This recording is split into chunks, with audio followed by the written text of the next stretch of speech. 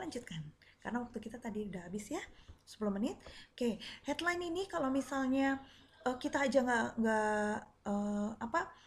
nggak menarik, orang akan malas untuk membacanya. Walaupun di dalam isinya menarik ya teman-teman. Terkadang itu judul itu merupakan hal faktor utama di dalam sebuah penulisan berita. Headline di sini harus menonjolkan berita dengan dukungan grafik supaya lebih menarik. Itu syaratnya.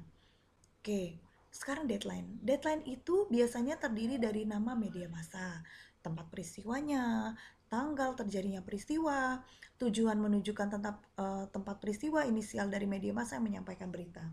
Di situ adalah bagian informasi bahwa berita itu sebenarnya didapat dari mana dan lain sebagainya. Kemudian ada lead.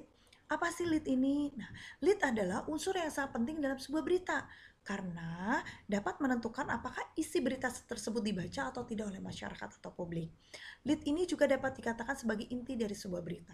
Di dalam lead ini pastinya informasi yang diberitakan penting ya teman-teman ya, karena lead ini merupakan isi atau kalau makanan itu ini penting karena ini sebenarnya dibuatnya dari apa, makanan yang dihasilkan itu enak atau tidak.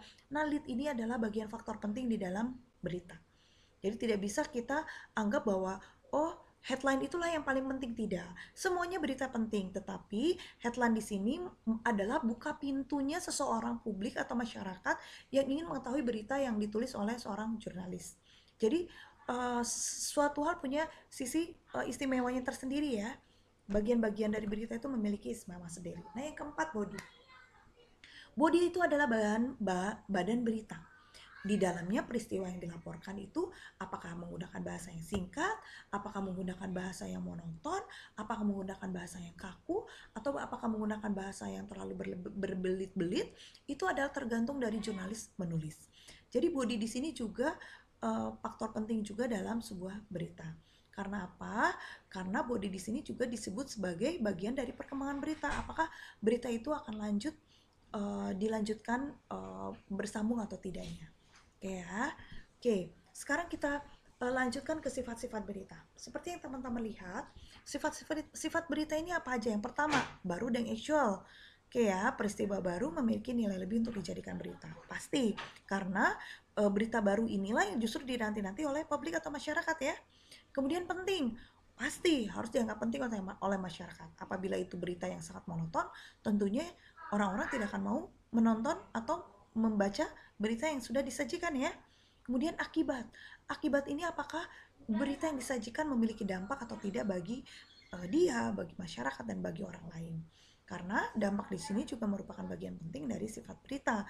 Dia harus memberikan efek. Apakah? Contohnya, misalnya dalam corona ini, diinformasikan oleh dokter-dokter bahwa cara untuk pencegahan corona dengan mencuci tangan, bagaimana cara menggunakan masker yang baik, masker apa saja yang baik, itu juga akan mengakibatkan mereka akan terhindar dari corona ya. Berita yang disajikan juga harus memiliki dampak, itu maksud saya.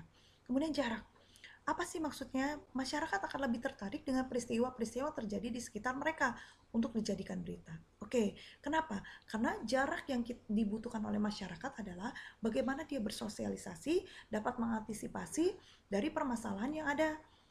Misalnya, diinformasikan nih daerah, misal rumah saya di Bekasi. Berita menginformasikan bahwa daerah Bekasi Barat nih, sudah ada orang yang meninggal 2 orang. Nah, dengan informasi bahwa ada daerah Bekasi ada yang meninggal, maka saya akan antisipasi bahwa saya tidak mau untuk pergi keluar rumah. Saya akan keluar rumah pada saat posisi saya dalam keadaan sangat urgent atau penting. Itu akan membuat berita juga sangat penting ya teman-teman ya, dengan jarak dan emosi. Kenapa sih berita harus ada emosi? Karena dengan adanya membuat emosi dari si pembacanya itu misalnya marah, kecewa, sedih dan lain sebagainya, akan membuat tertarik secara tidak langsung. Contohnya, misalnya sudah banyak orang yang meninggal, itu akan membuat saya mengantisipasi diri saya untuk jaga jarak dengan orang lain. Saya tidak mau lagi untuk pergi keluar jika tidak ada kepentingan, misalnya untuk ke rumah sakit, ke apotik, beli obat atau kemudian membeli bahan sembako. Selebihnya saya pengen di rumah, karena dengan emosi atau informasi yang disampaikan bisa membawa kebahagiaan atau kesedihan, itu akan membawa efek untuk berita tersebut layak atau tidak untuk publik. Sekarang unsur berita. Unsur berita harus ada 5W1H. 5W1H adalah what, who, when, where, how. Kemudian informasi yang disampaikan ini juga harus akurat. Saya rasa teman-teman di sini sudah cukup paham mengenai 5W1H ya.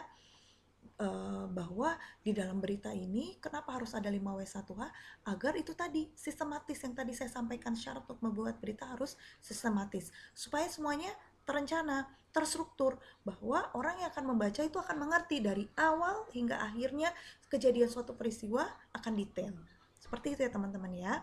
Nah, ciri-ciri berita yang baik itu yang pertama harus menarik perhatian, terkini, actual, dipercaya, jelas, dan menggunakan kalimat yang sederhana.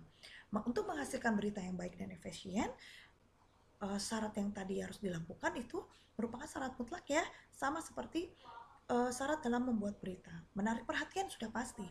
Untuk berita terkini tadi saya sudah jelaskan. Dipercaya adalah sesuatu hal yang tidak mengada-ngada atau sesuatu hal yang pasti, yang jelas, yang sesuai dengan apa adanya dan kejadian yang sebenarnya.